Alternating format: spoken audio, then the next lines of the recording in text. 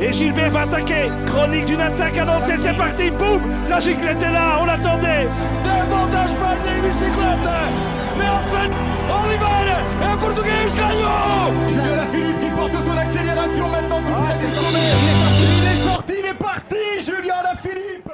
Bienvenue dans Rampage Show, le podcast qui attaque fort. Ce week-end, c'est les championnats du monde. On se demandera donc qui succédera à Julien Alaphilippe et portera ce beau maillot pendant une année. On va passer en revue le parcours, les favoris, les Français et plein d'autres choses. Allez, c'est parti! Ahí viene el cóndor, a ver se va la nota silenciosa como una nota musical que se pierde a la distancia. Dimanche, en fin d'après-midi, sera couronné un nouveau champion du monde. L'édition 2021 des championnats du monde se déroule en Belgique et plus particulièrement entre Anvers et Louvain. Au niveau du parcours, on aura le droit à une course de 268,3 km. Donc ça va être très long, très long. 7 heures de selle certainement pour les coureurs. Comme on est en Belgique, on aura le droit à un parcours plutôt vallonné, avec de nombreuses petites côtes, parfois pentues, parfois moins pentues, et aussi un petit peu de pavés, mais pas beaucoup, donc les véritables punchers, pas forcément flandriens, seront à l'aise. Et surtout, le final sera en faux plat montant, donc les 900 derniers mètres, après 268 km de course. Un finish en faux plat, ça va faire très mal, et je vois bien un petit groupe se jouer la victoire, parce qu'il sera très dur de sortir tout seul, surtout vu la qualité des coureurs dont on va discuter après. Donc ouais, un petit groupe qui devrait se disputer la victoire, peut-être 4-5 coureurs. Au niveau des nations présentes, elles seront très nombreuses, puisque 45 pays seront représentés. On verra des nations qu'on n'a pas l'habitude de voir à l'habitude dans le peloton professionnel, comme le Mexique, le Panama, l'Azerbaïdjan, la Roumanie ou encore l'Uruguay. Pour les nations favorites, elles sont aussi nombreuses. On va commencer par la Belgique, à domicile. Ils ont déjà fait 2 et 3 du contre-la-montre la semaine dernière avec Wout van Aert et Remco Evenepoel, et ils chercheront ici à remporter le titre mondial enfin. Donc Wout van Aert a été celui qui a été désigné comme le leader numéro 1 de l'équipe. Ils seront 7 à ses côtés et normalement tous dévoués pour essayer de lui faire remporter le titre de champion du monde. On retrouvera Tim de Klerk qui normalement devrait rouler dès les premiers kilomètres de course pour essayer d'aller plus loin et maintenir l'écart avec une échappée. On retrouvera des coureurs comme Evenepoel, Stuyven, Benoot, Lampaert, Victor Campenaerts et Dylan Teuns. Donc sur le papier, c'est probablement la plus belle équipe de ce championnat du monde, avec celui qui est favori numéro 1, donc la nation favorite qui devra assumer ses responsabilités. Ils ont l'équipe pour rouler, ils ont l'équipe pour attaquer de loin, donc pour faire la course.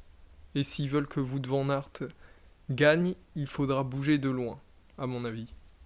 On va parler maintenant des Italiens.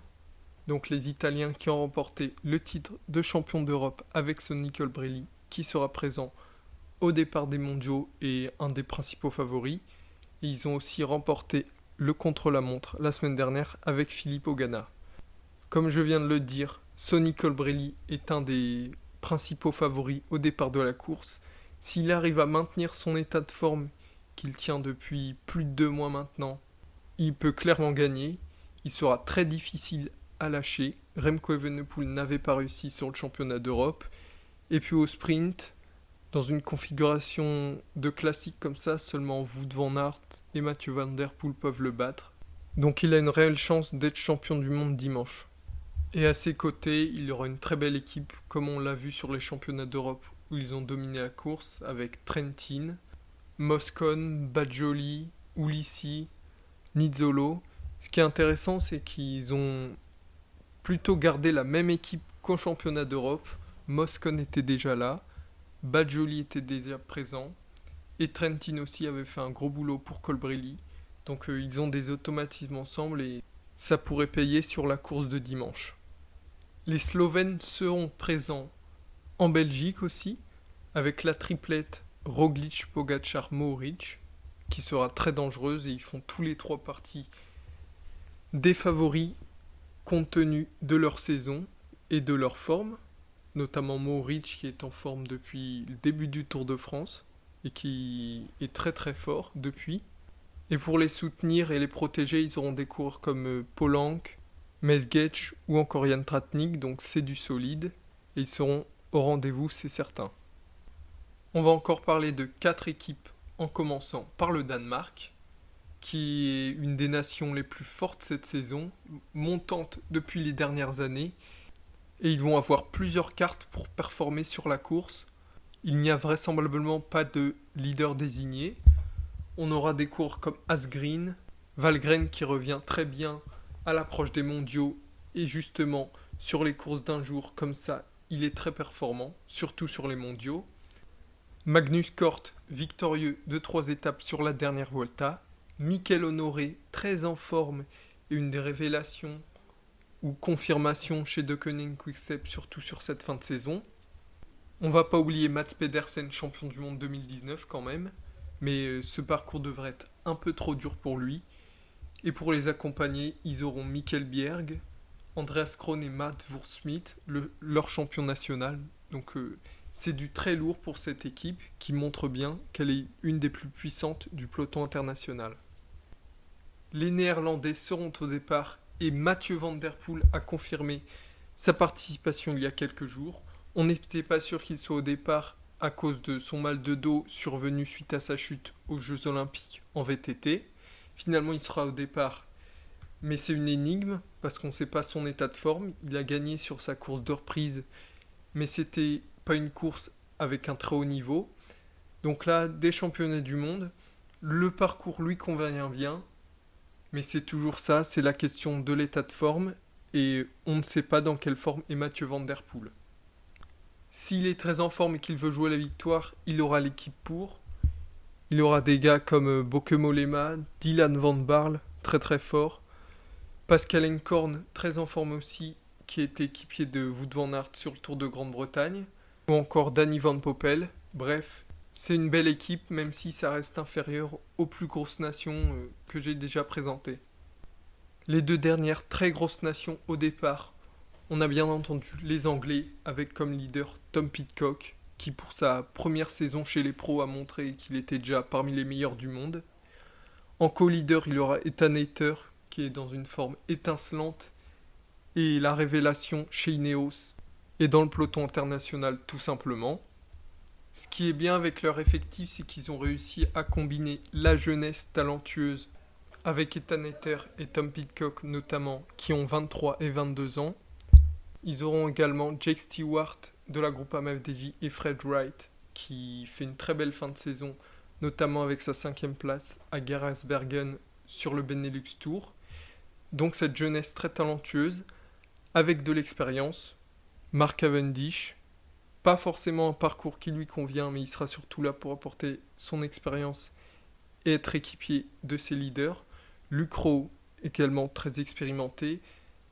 Et les 2 Swift, Ben et Connor, qui ne sont pas de la même famille. Mais c'est une des équipes les plus fortes sur le papier, clairement, avec l'Italie et la Belgique. Et bien entendu, en dernier, l'équipe de France, également une des nations les plus fortes au départ. Julien Alaphilippe cherchera à conserver son maillot arc-en-ciel, chose réalisée pour la dernière fois par Peter Sagan en 2016, mais il ne sera pas forcément leader unique, étant donné qu'on a également au départ son coéquipier chez la Deceuninck, Florian Sénéchal, qui vient de gagner la Primus Classique et qui est en excellente forme, et vu le parcours, il pourrait très bien performer, et Benoît Cosnefroy, 3e des derniers championnats d'Europe, qui a battu Alaphilippe il y a un mois sur la Bretagne Classique, donc aussi il pourrait prétendre à une place de leader. Et autour d'eux, ils auront Arnaud Démare, Clément Russo, Anthony Turgis, Christophe Laporte, Valentin Madouas et le champion de France, Rémi Cavagna. Donc, comme j'ai dit auparavant, une des nations les plus fortes au départ. On se rend compte qu'on a tellement de grosses nations au départ avec des coureurs extrêmement forts, des équipes ultra puissantes, qu'on peut assister à une très belle course avec pourquoi pas des attaques à plus de 100 km de l'arrivée. C'est possible vu les talents qu'il y a. Des scénarios fous, un beau sprint pour finir ou un homme qui finit seul. Bref, on a très hâte d'y être. Sinon, les autres nations au départ qui pourraient avoir des coureurs bien placés ou pourquoi pas créer la surprise, l'Australie, avec Michael Matthews. Pour Caleb Ewan, ça risque d'être un peu dur. La Suisse pour Mark Hirschi, qui vient de faire un très beau Tour du Luxembourg et qui revient très en forme sur cette fin de saison. Les Américains avec Quinn Simmons ou Nelson Powles. Les Norvégiens avec Alexander Kristoff. Alexei Lutsenko pour le Kazakhstan, les Allemands avec Maximilian Schachmann, les Colombiens qui sont toujours présents au championnat du monde, ils aligneront Gaviria, Odeg, donc des sprinters, mais aussi bien des punchers grimpeurs, avec Higuita, Chavez, Uran, donc attention à eux. Et bien sûr le triple champion du monde Peter Sagan, qui sera accompagné seulement de son frère, ils ne sont que deux. Donc ça va être très dur pour lui, même s'il a déjà prouvé par 3 fois qu'avec très peu de coureurs dans son équipe, il pouvait gagner. La Pologne pour Michał Kwiatkowski, le champion du monde 2014, qui revient en forme, il monte en puissance et il pourrait très bien être champion du monde, il l'a déjà montré par le passé. Le Portugal avec João Almeida, qui vient de remporter le Tour de Pologne et le Tour du Luxembourg, donc également très en forme. Bref, c'est n'importe quoi, tellement le nombre de coureurs forts est grand. Bon, maintenant, on va un peu rigoler. On a l'équipe d'Équateur qui bénéficie de 6 coureurs au départ, notamment grâce au sacre olympique de Richard Carapaz. Malheureusement, le sélectionneur n'a pris ni Richard Carapaz, ni Jonathan Narvaez qui sont exténués de leur saison. Et du coup, on aura le droit à Deno Naim au départ. Donc c'est un peu drôle, un peu surprenant. Les Espagnols, je sais pas quoi dire sur les Espagnols. Sur le papier, il y a des bons coureurs, mais leur saison est catastrophique. 0 victoire sur les grands tours. Quand il n'y a pas Valverde, le cyclisme espagnol est perdu. Et Valverde, on va le retrouver en fin de saison, mais il ne sera pas sur ces championnats du monde, donc on peut rien espérer de ces coureurs. Des Ivan Garcia Cortina ou Alex Aramburu, c'est très décevant. Bref, pour eux, vivement le futur, avec des Juan Ayuso et Carlos Rodriguez qui pourraient dominer les grands tours dans les années à venir. Mais pour le moment, c'est triste. Voilà, c'est tout pour cette preview des championnats du monde. On se retrouve très prochainement pour la fin de saison. Bonne course à vous pour dimanche. Ciao ciao.